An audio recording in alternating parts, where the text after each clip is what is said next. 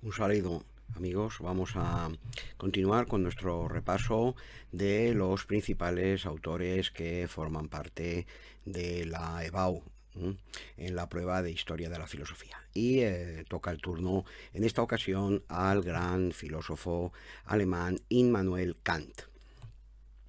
Vamos a dividir esta exposición como en dos apartados. Por un lado, el apartado dedicado a su teoría del conocimiento, aunque dentro del estudio del problema del conocimiento hablaremos brevemente del problema de Dios. Y algo quizá también del ser humano, y luego una segunda parte en la que nos ocuparemos del problema de la ética y de la moral en relación, también en este caso ya de manera más intensa, con el problema del ser humano y el problema de Dios. La teoría política de Kant no la tocaremos porque nos llevaría ya muy lejos y queremos dejar reducidos estas exposiciones a, digamos, los componentes fundamentales para la prueba de la EBAU. ¿De acuerdo? Bien, pues vamos a comenzar, como os decía, exponiendo el pensamiento filosófico de Kant, con el problema del conocimiento, su tratamiento del problema del conocimiento. Pero previamente tenemos que hacer una breve introducción, muy breve, del lugar que ocupa Kant en la historia de la filosofía y especialmente dentro de la historia de la filosofía moderna, ¿no? Kant es sin duda el filósofo más importante de la Edad Moderna y quizás uno de los pensadores más importantes de todos los tiempos. Yo lo equipararía por su importancia a Platón o Aristóteles.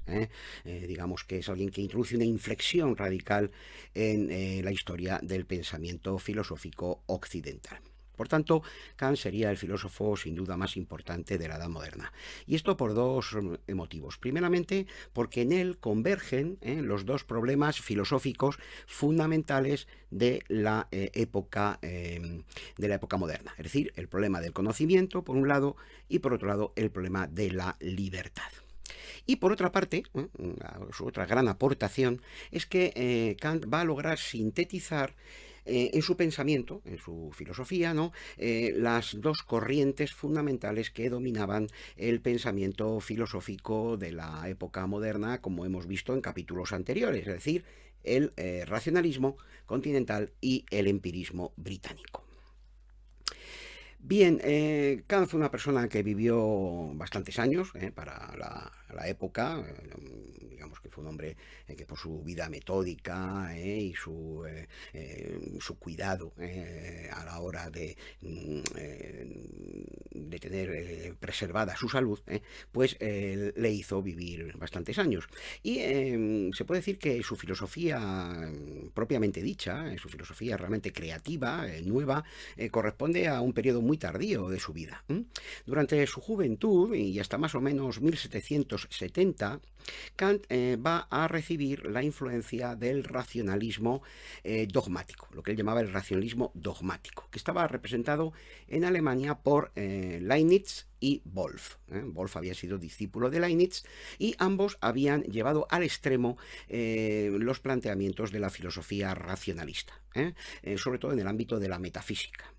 Pensaban que la metafísica era posible como ciencia y que era posible, mediante el ejercicio de la razón, mediante un conocimiento racional, pues alcanzar un conocimiento de los objetos trascendentes, es decir, objetos que están situados más allá, fuera de nuestra experiencia sensible, ¿no? Por ejemplo, Dios, el alma, la totalidad del mundo, la libertad.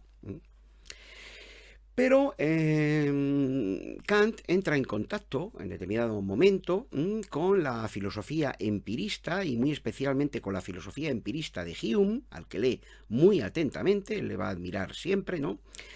Y él mismo dice que es el conocimiento de esa filosofía, la lectura de la filosofía de Hume, que hemos estudiado en capítulos anteriores, pues le llevó a despertar, dice literalmente, es una expresión muy famosa, del sueño dogmático del racionalismo.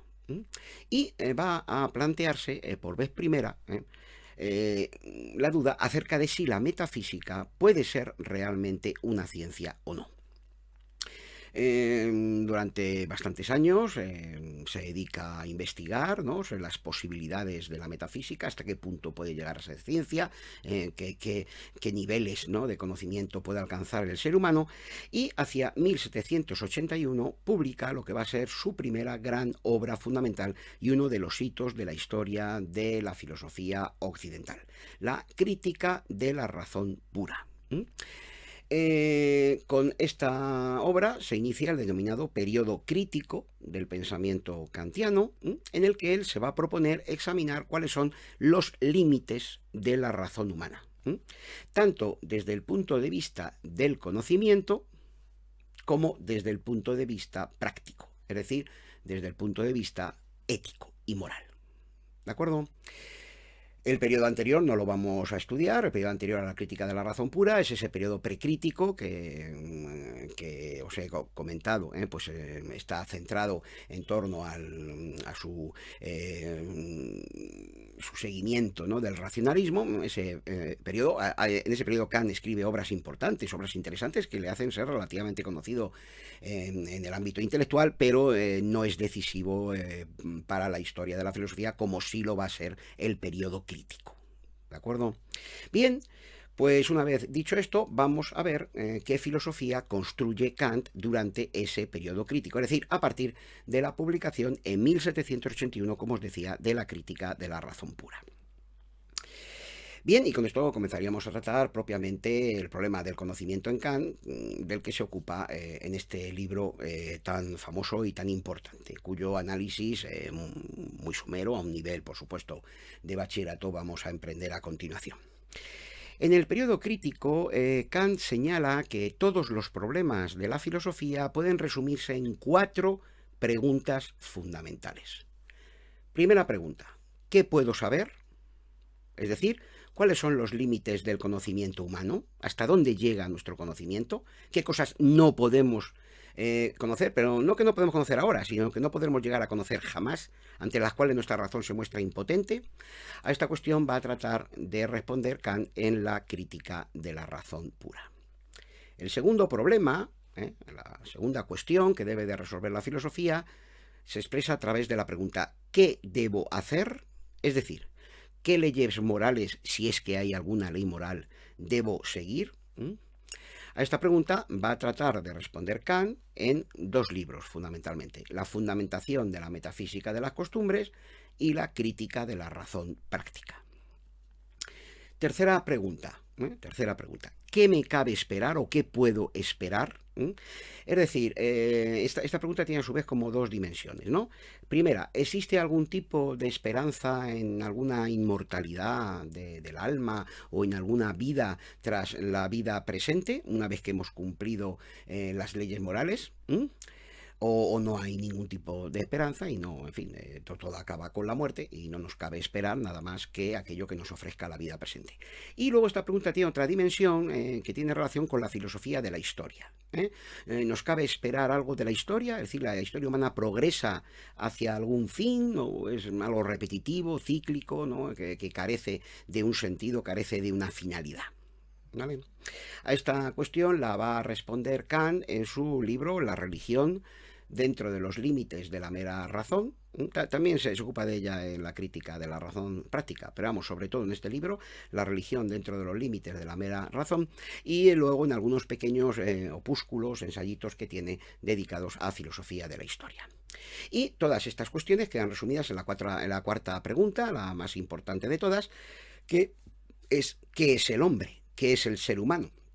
Porque si sabemos hasta dónde podemos conocer, cómo debemos de comportarnos y qué nos cabe esperar o qué sentido tiene nuestra vida, pues podremos saber qué lugar ocupa el ser humano en el conjunto del universo. A esta obra va a responder Kant sobre todo en su antropología, ¿no?, en su teoría antropológica. Bueno, como vemos, estas cuestiones, especialmente las 2 primeras, nos preguntan por los límites de la razón, es decir, por las condiciones de posibilidad del conocimiento humano, las condiciones de posibilidad de la ética o de la moral, etc. ¿Mm? ¿Qué condiciones hacen posible nuestro conocimiento? ¿Qué condiciones hacen posible nuestro comportamiento moral o ético? Pues bien, para resolver estas cuestiones, Kant va a emplear un método filosófico radicalmente nuevo, que es lo que él denomina el método crítico o método trascendental. Este método consiste en que la razón se examina a sí misma, estudia sus estructuras, su funcionamiento, ¿no? Cómo conocemos la realidad, para así poder averiguar cuáles son los usos de la razón y cuáles son sus limitaciones, tanto en el terreno teórico, es decir, en el terreno del conocimiento, como en el terreno práctico o ético. Voy a poner un ejemplo un poco tonto, pero que nos puede servir para entender esto, ¿no? Si yo quiero emprender un viaje, ¿no? Y voy a utilizar un coche, aunque yo no sé conducir, ¿no? Ni, siempre me he negado a manejar, digamos, los automóviles, ¿no? Por motivos que no vienen al caso, ¿no? Bueno, pero si yo quisiera emprender un viaje, y voy a utilizar un coche, pues primeramente tendré que ver qué tipo de coche voy a utilizar, qué capacidades tiene, cuál es la estructura, qué potencia tiene, si tiene cadenas o no tiene cadenas por si hay algún evento climatológico. Es decir, tengo que conocer las condiciones que hacen posible ese viaje con ese coche. Es decir, tengo que conocer sus prestaciones, los usos que tiene ese coche, cuáles son sus limitaciones, porque a lo mejor resulta que luego emprendo el viaje con un coche inadecuado y no llego a mi fin. Pues bien, Kant va a hacer algo que no habían hecho ningún otro pensador anterior. Todos formulaban distintas maneras de conocer, distintos grados del conocimiento, pero Kant se va a plantear por vez primera, digamos, la siguiente cuestión. ¿Cómo está constituido nuestro aparato cognoscitivo? ¿Cuál es la estructura del conocimiento? ¿Cómo está constituido el aparato cognoscitivo humano? Y una vez que sepamos cómo funciona, cuáles son los usos de ese aparato cognoscitivo humano, de esa estructura del conocimiento humano, de esa máquina del conocer humana, pues podremos saber qué cosas puede hacer esa máquina y qué cosas no puede hacer. Es decir, qué cosas podremos llegar a conocer y qué cosas no podemos llegar a conocer jamás, ¿no? De la misma manera que si, por poner otro ejemplo, si yo tengo un ordenador que no tiene ciertas prestaciones, por más que yo intente realizar ciertas cosas con él, pues no podré hacerlas. A lo mejor, dice Kant, lo vamos a ver a continuación, la filosofía ha fracasado en muchos de sus intentos porque ha intentado conocer cosas para las cuales nuestra mente, nuestro conocimiento, nuestro aparato cognoscitivo, pues no está capacitada, no puede procesar, diríamos con una terminología actual.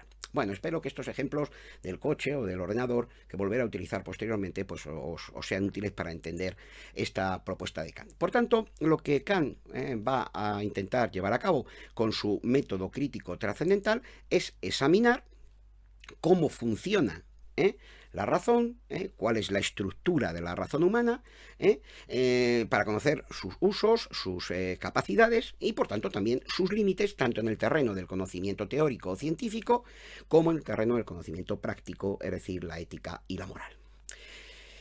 Pues bien, una vez que ya hemos explicado en qué consiste este método crítico kantiano, vamos a pasar a ver básicamente el contenido de la crítica de la razón pura, donde Kant va a abordar el problema del conocimiento. Como hemos dicho en ese libro, en la crítica de la razón pura, Kant va a tratar de contestar a la primera gran cuestión que hemos citado, ¿no? ¿Qué puedo saber?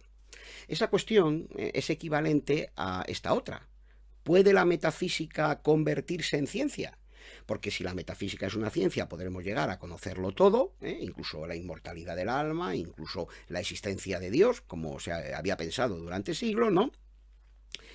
Pero si la metafísica no es ciencia, pues tendremos que abandonar este asunto para siempre, ¿no? Y la metafísica, pues habrá que abandonarla.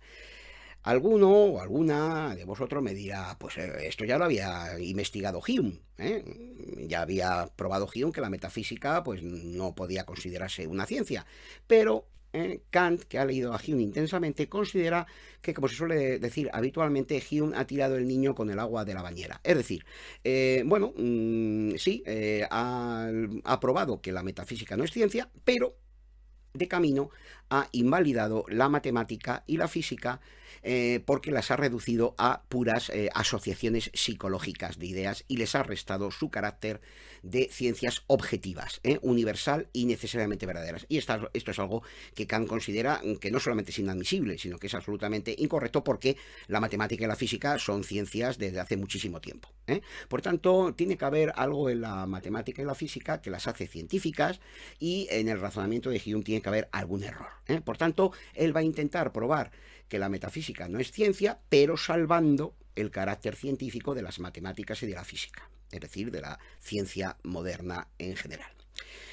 Pues bien, para averiguar si la metafísica puede convertirse en ciencia o no, lo que hace Kant es examinar dos ciencias que ya existen en su época, las matemáticas y la física, ¿vale?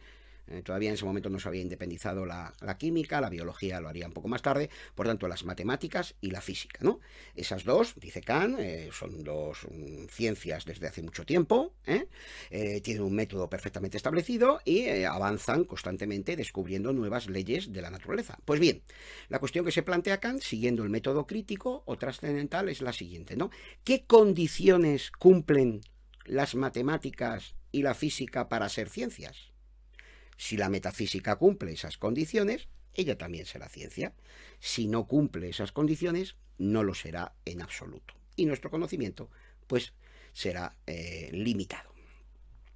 Kant señala que las matemáticas y la física son ciencias porque son capaces, dice él, de formular leyes científicas. Son capaces de formular leyes científicas, ¿no? Ahora bien, ¿qué es una ley científica? ¿Qué es una ley científica? Según Kant, una ley científica es lo que él va a denominar un juicio sintético a priori. Es decir, un juicio que tiene una parte empírica, sintética, ahora veremos por qué la llama así, y una parte a priori, es decir, una parte lógica, una parte formal. ¿De acuerdo? Por tanto, una ley científica es un juicio sintético a priori, ¿no? Un juicio que se refiere a la experiencia porque aumenta nuestro conocimiento de la naturaleza, ahora pondré un ejemplo, pero a la vez aporta un conocimiento que es universal y necesariamente verdadero, es decir, que tiene un carácter lógico, un carácter a priori. Cojamos un par de ejemplos, ¿no? Uno tomado de la matemática y otro tomado de la física. Si yo digo una expresión como la siguiente, ¿no? 7 más 5 es igual a 12, es un ejemplo que pone el propio Kant, pues ahora tengo, eso es un juicio, ¿no? Matemático, pues tengo un juicio sintético a priori. Sintético, ¿por qué? Porque ahora sé más sobre la experiencia que lo que sabía antes, ¿vale? He aumentado mi conocimiento. Sé que 7 más 5 son igual a 12. Pero además es un juicio a priori porque es un juicio universal y necesariamente verdadero. Es decir, que se cumple para todos los casos de suma de esas unidades y además de manera necesaria. Es decir, 7 más 5 no pueden ser 36. ¿De acuerdo? Cojamos otro caso en el que se ve todavía mejor. Cojamos una ley de la física, ¿no? La fuerza es igual a la masa por la aceleración. Bueno, es un juicio sintético a priori, dice Kant, es una ley científica. Es decir, un juicio sintético porque se refiere a la experiencia. Sintético significa que añade más conocimiento, sintetiza más conocimiento. Sabemos nuevas cosas sobre la experiencia cuando descubrimos esa ley, ¿no? Sabemos que la fuerza es igual a la masa por la aceleración, algo que no sabíamos antes, por tanto es un juicio sintético, pero es a priori porque es un juicio que vale de manera universal y necesaria para todos los casos posibles de fuerza, de masa y de aceleración. Es decir, expresa un conocimiento universal y necesariamente verdadero, y por eso es un juicio científico. ¿Vale? En cambio, si yo, por ejemplo, digo un juicio simplemente sintético de la experiencia, como la pared es blanca, bueno, pues es un juicio que me ofrece nuevo conocimiento, sí, sé que esta pared es blanca, pero la de la otra habitación puede ser azul, puede ser amarilla, no hay ninguna necesidad de que las paredes sean blancas, ni tampoco es un juicio universalmente válido. Por eso es un juicio de la experiencia, pero no es un juicio científico, no es un juicio sintético a priori, no es una ley científica, ¿vale? Por tanto, repito, para averiguar si la metafísica es ciencia o no, Kant va a examinar dos ciencias que ya existen, las matemáticas y la física, y va a encontrar que ambas son ciencias porque, entre otras condiciones, la condición fundamental que cumplen es que son capaces de formular leyes científicas, es decir, juicios sintéticos a priori. Juicios que se refieren a la experiencia, aumentan nuestros conocimientos, pero además son universal y necesariamente verdaderos. Pues bien, lo que nos podemos plantear ahora es la siguiente, ¿no? ¿Son posibles los juicios sintéticos a priori en la metafísica? Porque si son posibles, pues entonces la metafísica será ciencia, si no, no. Y por otro lado, ¿cómo son posibles los juicios sintéticos a priori de las matemáticas y de la física? ¿Cómo tiene que ser nuestro conocimiento para que el ser humano sea capaz de hacer ciencia, de conocer leyes científicas? Bueno, pues la respuesta que va a dar Kant a estas preguntas va a ser revolucionaria completamente. Es equiparable en el terreno de la filosofía a la revolución que tiene lugar en la misma época de Kant, en el terreno político con la Revolución Francesa, o la revolución que en el arte en esos momentos pues están introduciendo, por ejemplo, pues Mozart, Beethoven o Goya en la pintura. Es un cambio absolutamente radical. La respuesta de Kant es la siguiente, ¿no? Si nuestro juicio científico es un juicio sintético a priori, si nuestro conocimiento científico de la realidad se expresa a través de juicios sintéticos a priori, ¿vale? Es decir, de juicios que se refieren a la experiencia, pero que a la vez son universal y necesariamente verdaderos, a los que llamamos leyes científicas, entonces esto quiere decir que aunque parte de nuestro conocimiento procede de la experiencia sensible, como mantenían los empiristas, otra parte de nuestro conocimiento es a priori, es decir, lo pone la razón, lo pone la mente que conoce. Por tanto, aunque parte de nuestro conocimiento procede de la experiencia, otra parte la pone la mente, la pone el sujeto que conoce. Tendríamos, por tanto, un factor a posteriori en el conocimiento, lo que viene de fuera, lo que viene de la experiencia, y un factor a priori que pone nuestra razón. Con lo cual tendríamos que tanto los empiristas como los racionalistas tenían parte de razón. Igual que los empiristas, Kant va a sostener que parte de nuestro conocimiento procede de la experiencia. Los datos brutos de la experiencia, los llama él, ¿no? Datos desorganizados de la experiencia. Pero esos datos son organizados, lógicamente, estructurados, lógicamente, por las formas que aporta la razón humana. Por tanto, tendríamos que en el conocimiento hay una materia del conocimiento, los datos que vienen de fuera, del mundo exterior, colores, sonidos, olores, etcétera, que recogen nuestros sentidos, y unas formas o estructuras a priori, estructuras lógicas a priori, que pone la mente del sujeto que conoce. Y la unión de esos dos factores da lugar a nuestro conocimiento de la realidad. Este cambio en la teoría del conocimiento es realmente increíble, es un salto revolucionario. Bueno, voy a poner un ejemplo para que se entienda de una manera más clara, que siempre he utilizado y que yo creo que es muy instructivo, aunque por supuesto es un ejemplo. Hay que tener mucho cuidado porque simplemente es un ejemplo, incluso extemporáneo, pero nos puede permitir entender esto un poco, ¿no? Si yo tengo un ordenador, supongamos que lo que aparece en la pantalla es el conocimiento del ordenador, ¿no? Sabemos que eso que aparece en la pantalla es el producto de los datos que introducimos nosotros desde fuera en el ordenador o que cargamos en el ordenador, y de una serie de estructuras que posee el ordenador, una serie de formas, de programas lógicos que tiene el ordenador que estructuran ese conocimiento, ¿vale? Y el resultado es la mezcla de esos dos factores, la síntesis de esos dos factores, ¿vale? Lo que introducimos desde fuera en el ordenador y las formas que él aporta desde dentro, ¿vale? Pues bien, los empiristas serían aquellos pensadores que creen que en el ordenador solamente están los datos que metemos desde fuera y que este no tiene ninguna estructura lógica dentro, ni ningún programa. Así el ordenador no procesaría ninguna información. Y los racionalistas serían como aquellos que piensan que el ordenador solamente tiene una serie de programas que lo encendemos, ¿no? Pero no introducimos ningún dato, con lo cual el ordenador tampoco procesa ninguna información. En consecuencia, Kant, digamos, va a establecer esta concepción del conocimiento, que este símil del ordenador nos permite entender bastante bien, ¿no? Repito, por última vez, antes de pasar a desarrollar esto, parte de nuestro conocimiento es a posteriori y procede de la experiencia sensible, como datos brutos desorganizados, ¿no? Colores, sonidos, olores, y parte de nuestro conocimiento, la más importante, ¿no? Procede de la razón del sujeto y es a priori. Son una serie de formas o estructuras lógicas que pone la mente del sujeto.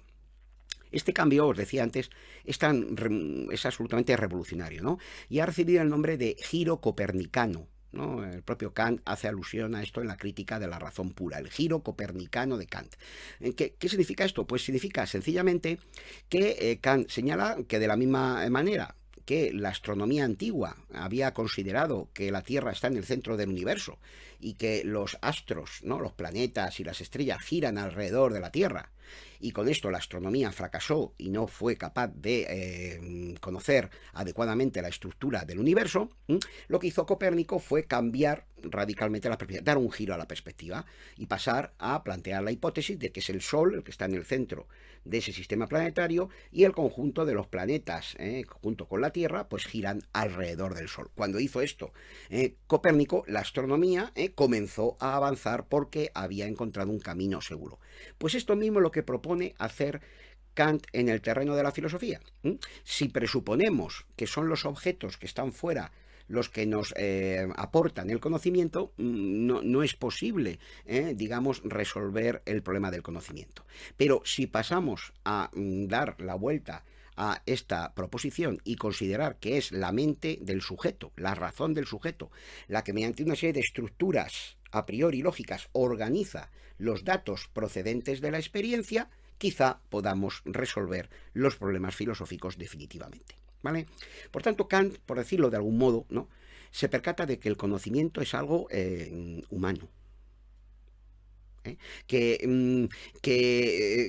conocemos la realidad con un aparato humano, ¿no? Diríamos en términos actuales, ¿no?, con nuestro ordenador cerebral. Esto, por favor, no apliquéis jamás esto al pensamiento de Kant, pero para entendernos un poco, ¿no? Y por tanto, habrá muchas cosas que no podremos llegar a conocer, porque nuestras capacidades lógicas, nuestra estructura mental es limitada. Tiene unas estructuras que no pueden ir más allá de sí mismas, igual que un ordenador de cierta potencia, pues no, hay cosas que no puede procesar, ¿vale? Esto es muy importante para tenerlo en cuenta para lo que vendrá posteriormente. Pues bien, toda la crítica de la razón pura está dedicada a analizar esas estructuras a priori, esas formas lógicas que pone la mente del sujeto en el proceso del conocimiento, ¿vale? Claro, es como si desmontáramos, digamos, el aparato del conocimiento humano, ¿no?, para examinarlo, ¿no? Kant señala que la mente humana, la mente del sujeto, no es algo simple, sino que tiene como tres estructuras, como tres niveles de procesamiento, tres facultades, las llama él, ¿no? La sensibilidad, la más simple, la más cercana a la experiencia, el entendimiento y la razón. Y cada una de ellas va procesando los datos que ha procesado la anterior, ¿vale? El entendimiento procesa los datos que ha procesado la sensibilidad y la razón procesa los datos que han procesado las dos facultades anteriores, ¿no? Cada una de estas facultades tiene, dice Kant, una serie de estructuras a priori propias que va aportando al proceso del conocimiento, ¿vale? Vamos a comenzar con la sensibilidad. La sensibilidad es la primera facultad mental que interviene en el conocimiento y es la que recibe los datos sensibles de la experiencia exterior, colores, sonidos, olores, etcétera, los datos brutos desorganizados de la experiencia. Pues bien, la sensibilidad tiene dos formas a priori, que Kant llama intuiciones puras a priori, que son el espacio y el tiempo. El espacio y el tiempo son, por tanto, las formas que utiliza la sensibilidad, la mente humana al nivel de la sensibilidad, para organizar los datos procedentes de la experiencia exterior, ¿vale? El resultado de esos datos, colores, sonidos, etcétera, ¿no?, organizados por las intuiciones puras del espacio y del tiempo aportadas por la sensibilidad, nos permiten conocer los fenómenos, quedaos con esta expresión, de la naturaleza. Por tanto, la ciencia lo que conoce son los fenómenos de la naturaleza, fenómenos astronómicos, fenómenos electromagnéticos, fenómenos meteorológicos, siempre están dados en el espacio y en el tiempo. ¿De acuerdo? Si un astrónomo está observando el movimiento de la Luna, si un químico está observando una determinada reacción química, pues siempre los conoce en el espacio y en el tiempo que están puestos por nuestra mente. Fijaos que esto supone un cambio muy grande, ¿eh? Normalmente se había sostenido que espacio y tiempo son algo que existe fuera de la mente humana, una especie como de receptáculo, de cajón, digamos, inmenso, infinito, ¿no? En el que se mueven los objetos. Kant cambia por completo la perspectiva. Espacio y tiempo son estructuras lógicas de la mente humana al nivel de la sensibilidad. Por tanto, digamos, no sabemos cómo percibirá el mundo un insecto, o un caballo, o un extraterrestre, o un ángel, sí que existen. A lo mejor los perciben con otras estructuras mentales distintas. Nuestra mente percibe los fenómenos siempre organizados en el espacio y en el tiempo, y conoce los fenómenos siempre organizados en el espacio y en el tiempo, porque son formas lógicas de nuestra mente en la estructura, en el nivel, perdón, de la sensibilidad. Después de la sensibilidad, la siguiente facultad que interviene mental es el entendimiento. El entendimiento aporta una nueva serie de estructuras o formas a priori que son las llamadas categorías. Categorías. Kant reintroduce ese término que había estado un tanto olvidado desde Aristóteles y Tomás de Aquino. Las categorías, pero ahora las categorías, fijaos el cambio que ha habido tan fundamental, ya no son las estructuras fundamentales de la realidad, del ser objetivo, como en Aristóteles y Tomás de Aquino, sino que las categorías son conceptos de la mente, que sirven, conceptos lógicos de la mente, formas o estructuras de la mente que permiten organizar los datos procedentes de la sensibilidad. Por tanto, en este nivel tenemos los fenómenos ya organizados en el espacio-tiempo por la sensibilidad y las categorías o formas lógicas de nuestra mente que dan estructura a esos fenómenos, los organizan para poder, digamos, conocer las leyes de la ciencia. Una ley científica es una ley que se refiere a una multiplicidad de fenómenos distintos dados en el espacio y en el tiempo. Por tanto, una ley como por ejemplo la ley de la gravitación universal de Newton se refiere a todos los fenómenos de movimientos planetarios, de caída de graves. Todos esos fenómenos son organizados por las estructuras lógicas del entendimiento, que son las categorías, ¿vale? Por tanto, sensibilidad aporta el espacio y el tiempo, nos permite conocer los fenómenos. Entendimiento aporta las categorías o conceptos lógicos a priori del entendimiento que organizan los fenómenos y nos permiten conocer las leyes científicas. Claro, Kant señala que entre sensibilidad y entendimiento pues hay una perfecta conjunción, ¿vale? Es decir, las categorías nunca pueden conocer nada que no proceda de la sensibilidad, es decir, ningún fenómeno que no esté situado en el espacio y en el tiempo. Las categorías necesitan los fenómenos, ¿vale? Y los fenómenos necesitan las categorías, ¿vale? Voy a poner un tercer ejemplo, ¿no? Supongamos que tenemos un pescador, ¿no? El pescador, para pescar los peces, necesita de una red. Sin peces y sin red no hay pesca, ¿vale? Pues bien, para poder conocer la realidad necesitamos los fenómenos de la naturaleza organizados en el espacio y en el tiempo, serían como los peces, ¿no? Y por otro lado necesitamos las categorías del entendimiento que estructuren, recojan esos fenómenos y permitan organizarlos, lógicamente, para conocer las leyes científicas. Por tanto, sensibilidad y entendimiento van siempre unidos. Son dos factores sin los cuales no se puede conocer la realidad, ¿no? Los datos de la sensibilidad, los fenómenos sin las categorías del entendimiento no aportan ningún conocimiento, recordad el ejemplo del ordenador, y las categorías por sí solas, las estructuras lógicas de la mente, si no tienen ningún dato de la experiencia, ningún fenómeno en el espacio-tiempo que se haya percibido, pues no pueden conocer nada, ¿vale? Por tanto, sensibilidad y entendimiento se complementan mutuamente. Y con esto Kant llega, estamos en la parte ya fundamental de la crítica de la razón pura. Kant llega a una distinción que es absolutamente básica, absolutamente fundamental en su filosofía, que es la distinción entre fenómenos y noúmenos, ¿vale? La palabra fenómeno ya la hemos visto, ahora la vamos a volver a repetir, procede del griego phainestein, fenómeno, lo que se manifiesta, las manifestaciones de la naturaleza, ¿no? Lo que conoce la ciencia son los fenómenos de la naturaleza. Y la palabra noúmeno, que es una palabra poco afortunada, ¿no? Que introduce Kant, pero bueno, es la que él emplea. También lo denomina las cosas en sí mismas, ¿no? Es una palabra que procede del griego noúmenon, nous, noein, que significa objeto dado al pensamiento. Bueno, por tanto, repito, Kant va a distinguir entre fenómenos y noúmenos. Y va a decir lo siguiente.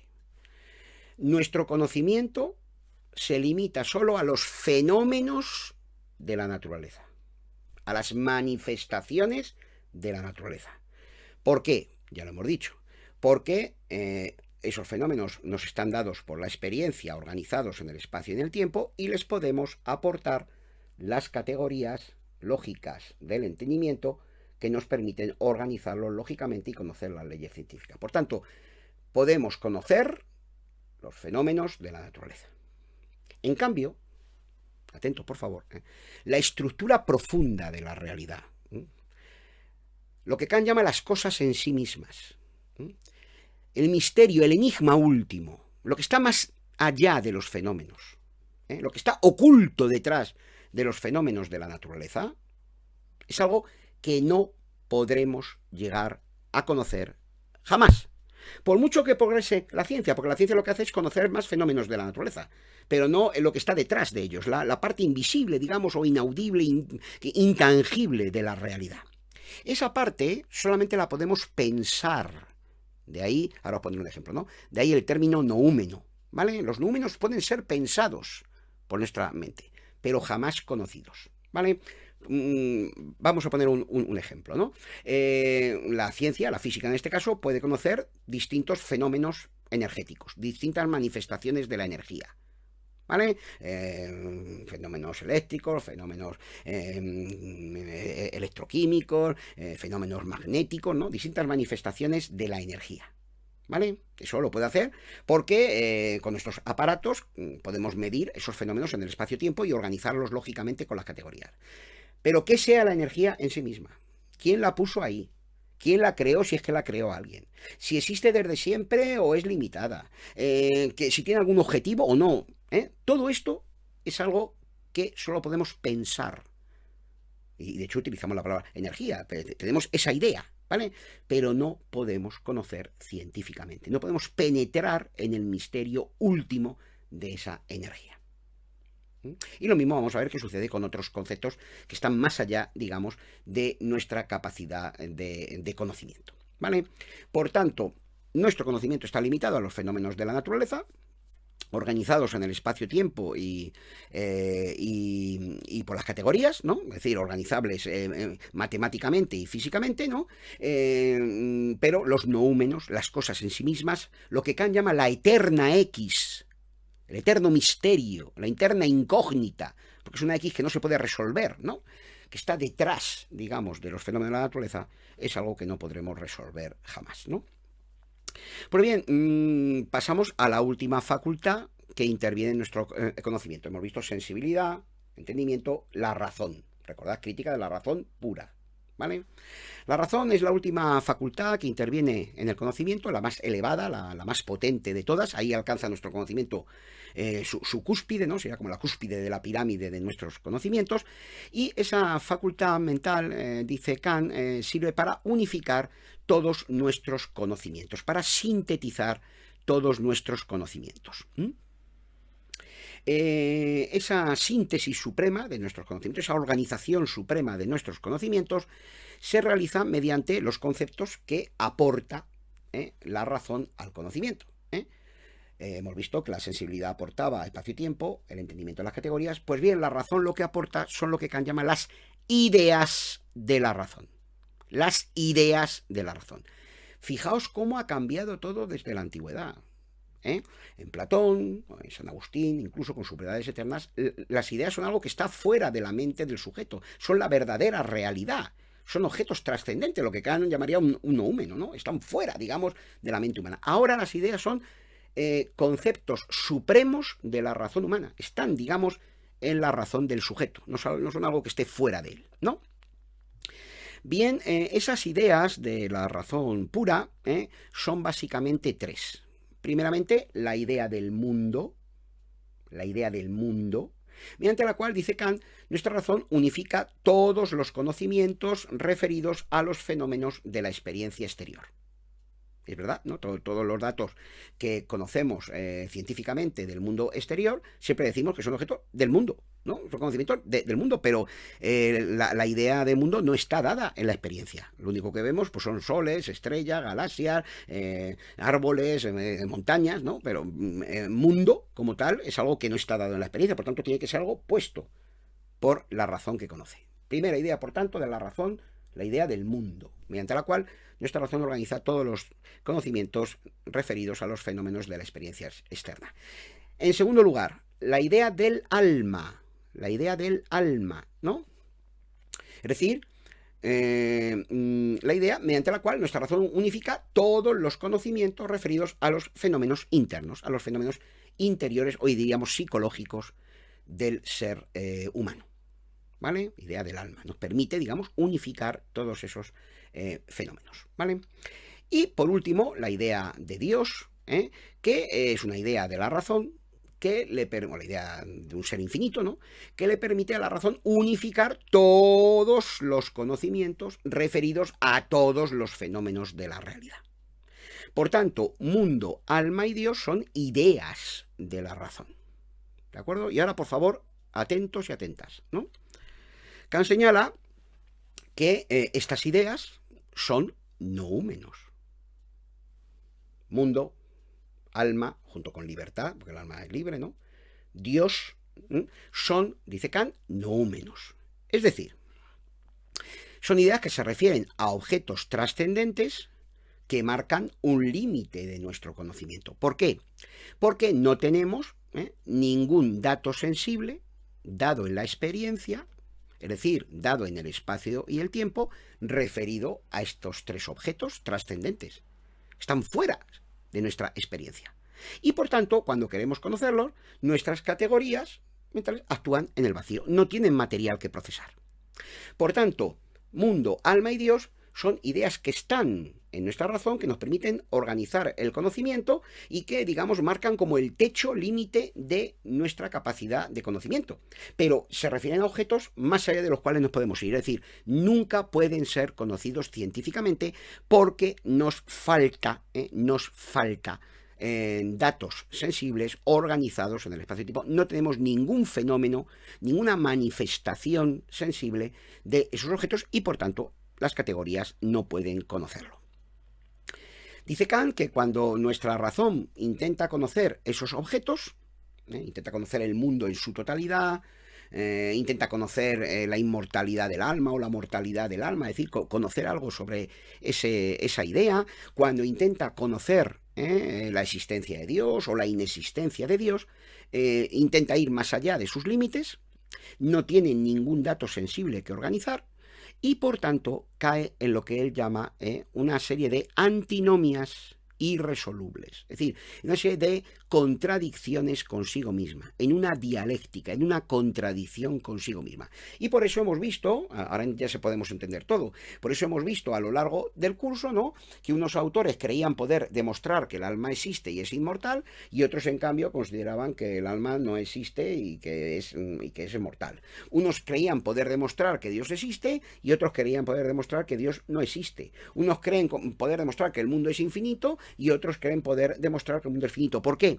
Porque ahí no hay ninguna manera de hacer un experimento, diríamos de una manera un poco burda, pero para entendernos. Es decir, no hay ningún dato sensible, ningún fenómeno sensible dado en la experiencia que nos permita, organizarlo con las categorías de la razón. Dicho en definitiva, es algo que escapa a la fuerza de nuestra lógica, al poder lógico de la razón humana. Y por tanto, son objetos trascendentes que hacen que se abra un debate inacabable que nunca puede llegar a resolverse. Pero atentos y atentas, por favor, lo que está diciendo Kant es que no podemos llegar a conocer jamás nada acerca de estos objetos trascendentes. Por tanto, no podemos demostrar ni que existen, pero tampoco que no existen. Es decir, el científico listo, ¿no?, que cree que es posible demostrar que Dios no existe, que todo es materia y tal, está equivocándose tanto como el teólogo tomista que cree que es posible demostrar la existencia de Dios. Nuestro conocimiento tiene ahí un límite absoluto. Ahí empieza el camino de la ética y de la fe. No, la ciencia tiene un límite claramente marcado, ¿vale? No puede ir más allá del mundo, del alma, de Dios, que son ideas que podemos pensar. De hecho, cualquier ser humano tiene esas ideas en su razón, pero que simplemente tienen un uso constitutivo, es decir, para, digamos, perdón, un uso regulativo, perdón, ¿no? Que le permite pues, a la mente organizar sus conocimientos, pero no tienen un uso constitutivo, es decir, no nos permiten conocer esos objetos a los que se refieren, porque están situados más allá de nuestra experiencia sensible. Sirven para regular nuestros conocimientos, pero no para constituir un corpus de conocimientos que sea coherente y perfecto, como el de cualquier ciencia. Por tanto, la conclusión a la que llega Kant al final de la crítica de la razón pura es que efectivamente la matemática es ciencia, porque el matemático organiza en la intuición pura del espacio las formas geométricas, ¿no? Y en la intuición pura del tiempo las series de números, la aritmética. La física es ciencia porque el físico organiza, la mente del físico, ¿no? Organiza los fenómenos dados en el espacio-tiempo mediante las categorías del entendimiento y conoce las leyes de la naturaleza física, pero la metafísica no puede ser ciencia, ni lo será jamás, porque es una pretendida ciencia que intenta ir más allá de los límites de la experiencia sensible y extender en vano el poder de nuestra razón, el conocimiento humano, más allá de los límites de la experiencia. Cuando la metafísica intenta, como hemos dicho, ir más allá de esos límites, cae en antinomias, en contradicciones, en una dialéctica insoluble consigo misma. Esas ideas de la razón, alma, mundo y Dios, ¿no? Son ideas que tienen un uso simplemente regulativo, le permiten al científico pues seguir avanzando para intentar conocer todas las leyes del mundo, ¿no? Conocer todos los fenómenos de la realidad, pero carecen de un uso constitutivo, de un uso, digamos, que permita establecer una ciencia claramente definida. Por tanto, la metafísica es imposible como ciencia y debe ser abandonada para siempre.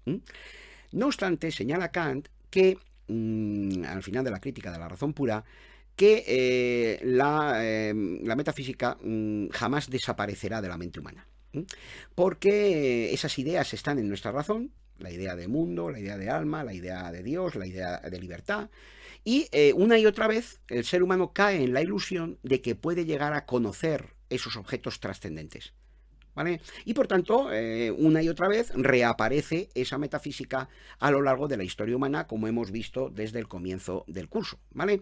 Por tanto, es como una ilusión trascendental que aparece una y otra vez a lo largo de la historia de la humanidad, y la metafísica reaparece como un ave fénix, ¿no? Una y otra vez a lo largo de la historia. Pero claro, esto inicia una concepción un tanto trágica, digamos, de la mente humana. La mente humana se plantea una serie de preguntas, ¿no? La existencia de Dios, la inmortalidad del alma, la infinitud o finitud del mundo, ¿no? Que querría poder responder, pero que, digamos, trágicamente, entre comillas, no está preparada para responder. Son unos problemas que se plantea, que tienen el interior de su razón, los problemas metafísicos, pero que trágicamente, digamos, nuestra mente se ve incapaz, nuestra razón se ve incapaz, es impotente para resolver. Con lo que, digamos, se inaugura un componente trágico, digamos, en esa razón humana que está condenada a plantearse una serie de cuestiones eternamente, que sin embargo se ve incapaz de resolver, porque lo que realmente querría conocer la razón humana es si existe Dios, ¿no? Si el alma es inmortal, si el mundo es finito o infinito, ¿no? La ciencia está bien, permite calcular, ¿no? Los fenómenos, organizarlos, pero lo que realmente queríamos resolver serían esas preguntas fundamentales de la metafísica que, sin embargo, nuestra razón se ve incapaz de resolver. Sin embargo, señala Kant, en los últimos capítulos de la crítica de la razón pura y en algunos pasajes intermedios, en la introducción, ¿no? en el prólogo a la segunda edición, señala Kant que esas ideas que están en nuestra razón, Dios, inmortalidad del alma, libertad, ¿no? No tienen claramente ningún tipo de uso en el terreno teórico de la razón, es decir, en el ámbito del conocimiento científico. Ya lo hemos visto. La metafísica es imposible como ciencia. Pero quizás, dice Kant, tengan un uso muy importante, decisivo, en el terreno de la razón práctica, en el ámbito del uso práctico de la razón, en el terreno de la ética y de la moral. Es decir, para volver al ejemplo del ordenador y ya para terminar esta larga presentación de Kant, ¿no? Serían como el programa moral y ético de nuestra razón, ¿vale? El problema de la metafísica ha sido que ha intentado procesar una información, vamos a decirlo con este ejemplo, que vuelvo a repetir, no pongáis nunca ningún examen ni nada para entendernos, ¿no? Habría intentado procesar esa información relativa a estos objetos con un programa inadecuado. Es decir, el espacio-tiempo, categorías, no están preparados, no son estructuras mentales, no es un programa adecuado para procesar este tipo de información. Estas ideas, ¿no? La idea de alma, la idea de mundo, la idea de libertad, son digamos como el programa ético o moral de nuestra razón. Sirven para afrontar cuestiones, problemas, procesar la información relacionada con el ámbito de la ética, con el ámbito de la moral, ¿vale? Pero no para el ámbito de la ciencia. Por eso la metafísica ha fracasado, porque se trata de ideas que tienen un uso práctico, un uso moral, no un uso cognoscitivo, no un uso teórico. Por tanto, dan lugar a lo que Kant va a llamar una metafísica, sí, pero de las costumbres, es decir, en terminología kantiana, ¿no? Una metafísica del ámbito de la ética, del ámbito de la moral, ¿vale? Y el problema ha sido que durante siglos se ha pretendido alcanzar un conocimiento de esas ideas que en realidad son ideales, como vamos a ver en el siguiente apartado de este vídeo, ¿no? Son ideales morales, ideales que orientan nuestro comportamiento moral. Por tanto, libertad, inmortalidad del alma, Dios, no son conceptos del conocimiento, sino ideales éticos, ideales prácticos, que veremos en el siguiente apartado, reciben en la filosofía crítica de Kant el nombre de postulados de la razón práctica. Pero esto ya queda para el siguiente apartado, el siguiente vídeo, en el que estudiaremos el problema de la ética y de la moral en Kant. Muchas gracias por vuestra atención y espero que os haya servido esta posición, un poco larga porque el tema es complejo, pero yo creo que acierta con los puntos fundamentales básicos para que ahora vosotros pues estudiéis el tema de una manera más detallada y con mayor precisión, yendo más allá de esta somera explicación, de esta presentación general del pensamiento kantiano. Muchas gracias.